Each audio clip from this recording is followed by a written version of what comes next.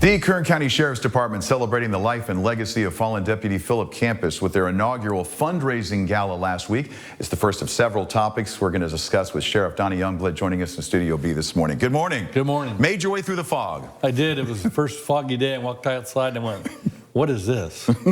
Exactly right. Let's talk about that a little bit. It seems strange that it's only been 4 years since Philip Campus passed, and the turnout and what his death has morphed into has been truly amazing. It really has. We've had other our officers killed in line of duty.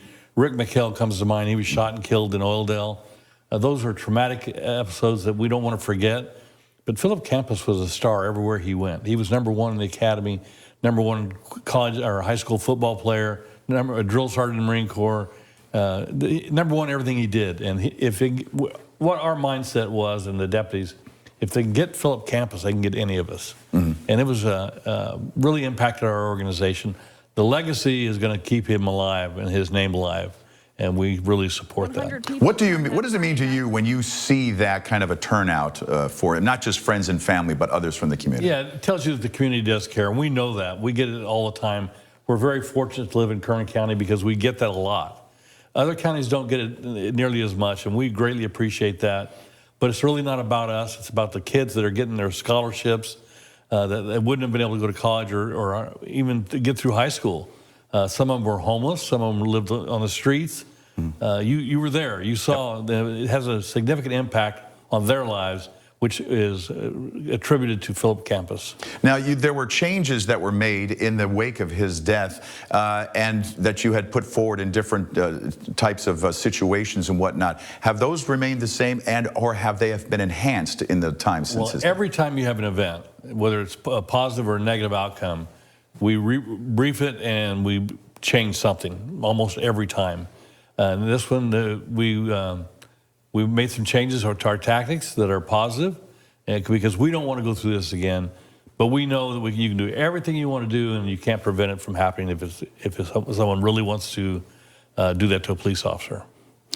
Talking about the Sheriff's Department and the state of it right now, one of the biggest issues that you've been facing has been staffing challenges. Where is the department right now? Yeah, we're on a positive climb. We went through a lot of people. We've hired 400 people in the last 2 years. But we've lost a lot of people. We're kind of in a low spot right now. We've run out of qualified applicants. Mm-hmm. So we're retesting, trying to get people to come in that are qualified to do this job and get people that want to do this job. Quite frankly, the media has not helped us project a positive image for what we do. It's all been negative for the last several years, and that hurt us. And we're trying to rebound from that. You had talked before about trying to sort of make law enforcement a career, a family type of a job again. Yeah, that's an interesting topic, because when I came to work, this was a profession. You were honored to get the job. You knew what your career was going to be like. You looked down the road. The hiring pool today, it's more of a job, and if they lose it, they'll go get another one. And it's hard for us, the guys that have been around and gals for a long time, to understand that. But they do a lot of things better than we did. So you have to kind of take the good with the bad. Mm-hmm. And when you were looking for that, and you said that a lot of times you've got candidates who fall out for one reason or another, is there anything in particular that disqualifies someone? Well, drug use and dishonesty. They'll lie about the drug use, and then that catches up with them. You should be honest, because not all drug use is disqualifying. Mm-hmm. And in fact, we can give you advice if it is, for how long you need to wait. So just be honest, and we all have backgrounds, and tell us the truth. One of the other big challenges that you have talked about has been jail space and whatnot. And then we've had a number of in-custody deaths this year. I think the number was up to 12. Do you see a correlation there, or is it just something that is present within the jail population? We've got a community of 2,000 that comes to us not in the greatest of health. In fact, they're in very poor health. So 3 of those deaths have been natural deaths, and very young people. 3 of them have been overdoses, where someone snuck in fentanyl, and we start having overdoses. We know that there's going to be an epidemic, and we look at that and how it got in. It's very difficult to track that. And then we've had 1 suicide. So it's a variation of several things, but it's not any large number that we're concerned with. We're concerned with it, but we're not going to be able to stop it. People decide they're going to kill themselves. It's difficult to prevent that, even on the streets. And you have, there is this sense, do you think, in the public that, why didn't you catch all of that? Why can't you find all of that? Of course, the public thinks that there's one deputy with one inmate, and that's not the case. The inmates are checked on if they're in suicide watch or if they're in ADSEG. They're looked at every 30 minutes, and to do it any more than that, it's impossible. We don't have that kind of staff. Jail space has also been an issue as far as that goes. Has there been any movement or development on that? Well, we've increased our staff, but as we had a plan to open the mega barracks, the disability rights group came into our jail. Okay. And we had to open a wing for mental health inmates. And that took about 15 to 18 of our staff we had a plan for to just work with the people that have a mental health issue.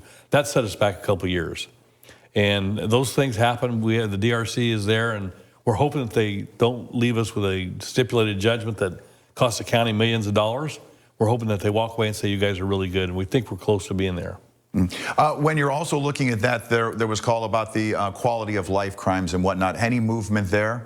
Well, quality of life crimes are the misdemeanors that come in and are being cited out. When we had Laredo minimum, which was where we kept the quality of life inmates, we had them walk away once a day, once every other day, but they're being cited out anyway. So we're looking at a plan to open the mega barracks. That's 120 beds, but it's separate from the rest of the Laredo facility. So you have food services, you have mental health, you have doctors, medical, and it's very difficult because none of that's there. They're not all in the same unit then? They're not. So you have to move inmates. And these are the people that are going to have the most mental health issues, the ones that were coming off the streets for quality of life crimes.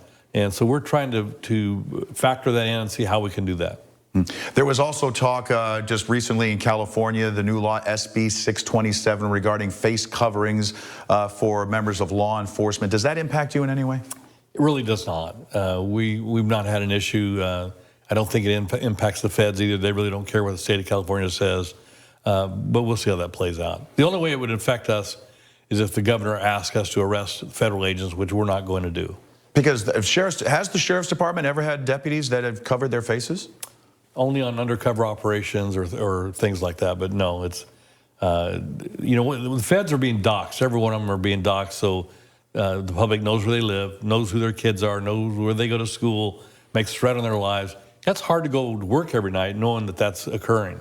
So that's the deal with the face mask, and agree or disagree with immigration, I understand where they're at. Very, very good. Sheriff Donnie Youngblood, thanks for spending some time with us this morning. My pleasure. Appreciate it.